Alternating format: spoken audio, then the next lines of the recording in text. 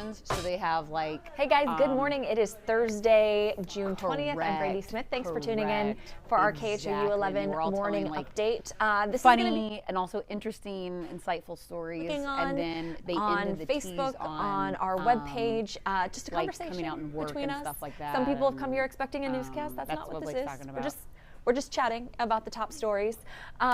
Today it's going to be a little different. Saturday. I'm not going to be able to answer and respond to some of your comments here. It's only Saturday? I will do so. I'll pop out of the chair and go and answer your questions in written form, if that makes sense, because we're going to want to check in with Cheetah for the forecast because it is going to be the hottest day of the year so far. You probably knew that already. Okay, so let's dive in. We're going to start in Sacramento, where the Sacramento Police Department is mourning the death of one of its officers, 26-year-old Tara O'Sullivan. She was killed last night. She responded to a domestic disturbance when a man inside started opening fire. She was just helping a woman get her belongings. Officer O'Sullivan died at the hospital. She's the first Sacramento police officer to die in the line of duty in 20 years, although another officer from the year before her training class passed away. She worked for a different police department. That was last year. What we know so far is that there was a standoff after the shooting of Officer O'Sullivan. That suspect was arrested several hours later. The shooting happened just before 6 p.m. Pacific time. He came out of the house about 2 a.m. Pacific time. No word on identity for him yet, according to our sister station in Sacramento, but really sad, and I want to show you the procession. There you go. It's always so powerful to see officers honoring their fallen coworker, and so sad that we even have to be in this position here. This 26-year-old officer was just helping a woman who was part of a domestic disturbance, just trying to get her belongings. Yeah, pretty heartbreaking. This is obviously a developing story. We're going to have more information as it's released throughout the day, so you can watch khou.com for that. Also, our sister station in Sacramento, ABC 10, is following this really closely. Another top clicker for you guys is, if possible, even more heartbreaking, just heartbreaking on a different level, different way. This is a child's casket decorated with rainbows, My Little Pony, and it is the casket Maleaha Davis will be buried in on Saturday. And it's hard to even find words for something like this. The fact that we need a My Little Pony themed casket that's that tiny in the first place, that a 4-year-old would need to go in there. But this was decorated by a Victoria area company that put it together, donated it, decorated it, just beautiful. And I want to read Maleaha's obituary while you're looking at these photos of her. I'm going to try to keep it together. I make no promises. She touched the lives of many, our shining, beautiful little girl, the light of our lives and the star of our hearts, who leaves us smiling through our tears. She was happiness personified. Born February 6, 2015, Maleaha was the adored daughter of Craig Davis Jr. and Brittany Bowens. She was the middle of 3 children and dearly loved her brothers, Peyton and Cortland. With her huge smile, loving spirit, and infectious personality, Maleaha would instantly capture the hearts of those who knew her. Maleaha's soul was nurturing and opened the door for making new friends easily. Her love for music was undeniable.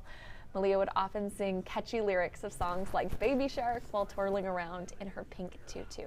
Singing brought Maleaha joy, and she was known to be in her happy place, moving to music. Well, she checked the comments and they were just Well, Maleaha's favorite color was pink, and she loved My Little Pony, all the girly things one could imagine. She loved spending time with her brothers. She never missed a moment to pose in front of the camera with them in action. Maleaha spread love and laughter wherever she went. She has left a profound message of love on this world that will never be forgotten. That's the obituary that's up. We have a link to that on khou.com. The private funeral service is going to be held this Saturday, June 22nd. It also offers how to donate funeral funds or send sympathy cards in that link too, if you want some more information. I just can't get over that casket. I can't imagine, but thank you to that, the company that donated that, because it's a beautiful tribute to her, to a little girl who was taken way too soon.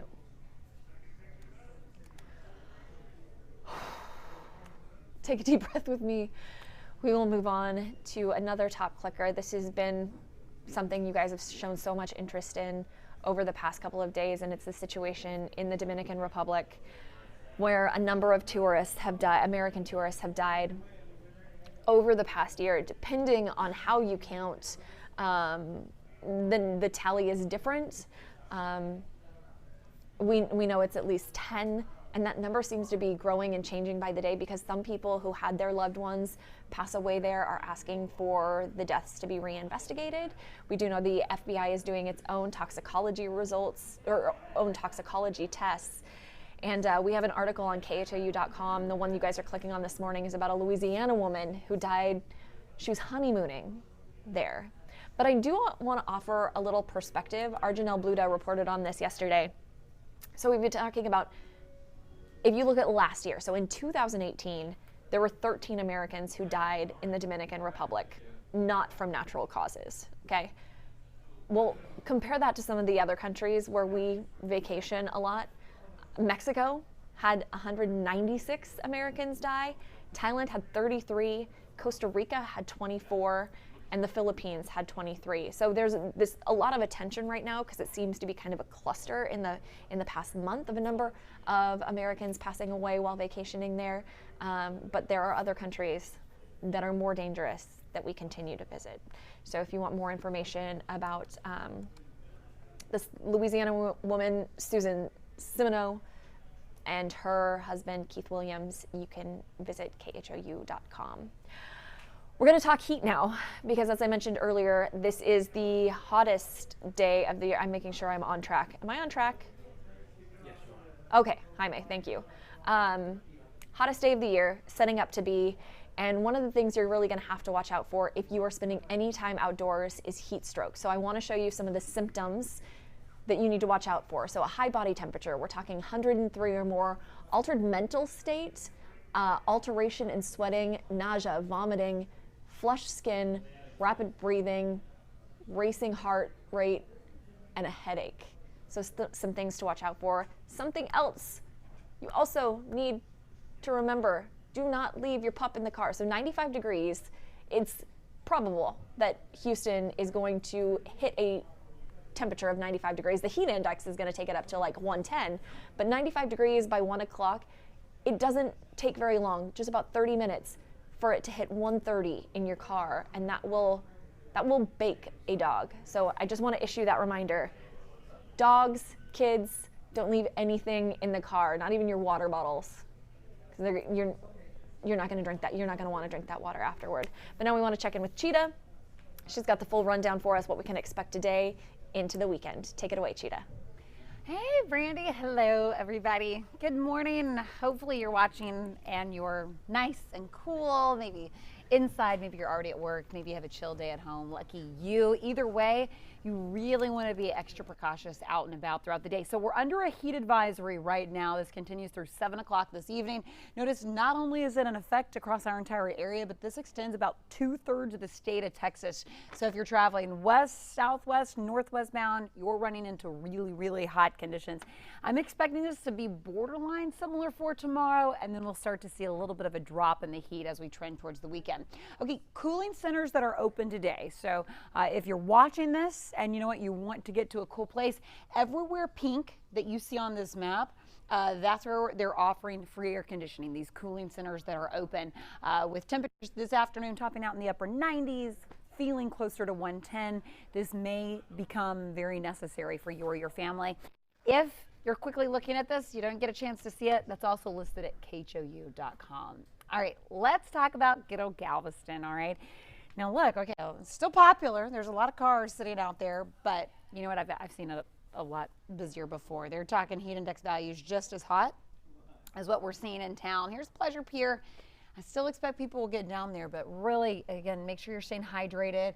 Put the sunscreen on. You want to wear hat, sunglasses, do all the, use all caution because we are dealing with dangerous conditions out there. All right, actual air temperatures now.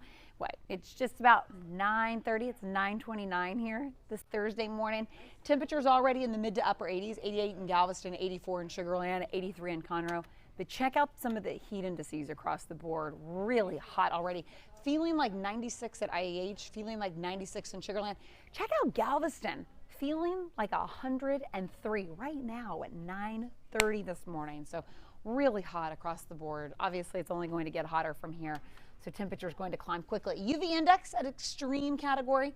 It's at an 11 today. So all things to note, just how dangerous it is going to be outside. We're under the heat advisory. We've got UV index sitting at extreme levels.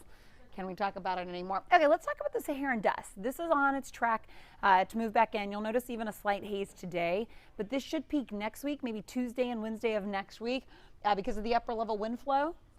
Can you believe this? It just carries right across the Atlantic, through the Caribbean, into the Gulf, and that's why we're going to start to see an uptick in some of our haze, maybe a big drop in our air pollution as we head into next week. So poor air quality, that may be a factor Tuesday and Wednesday. And then again, those hazy skies will return as well. Back to the heat, that will be the big topic for today. 98 this afternoon. Our record high is 101. So we're actually not breaking records this afternoon. But if you took our heat index value, or it feels like temperature, and replaced that, we would be slashing records. So a heat index up to 110, that's what your feels like temperature is, even though actual air temperatures in the upper 90s. Hey, our summer solstice is tomorrow, upper 90s still in the forecast for your Friday. And then notice how these temperatures trend in the right direction. Rain chances start to pop in, and by Sunday and Monday, a few of the thunderstorms could actually be on the strong side. So anyway, stay safe today. Maybe just keep it inside. If you have to be outside, take breaks. And remember all your heat-related precautions. I hope you have a great Thursday and stay cool, friends.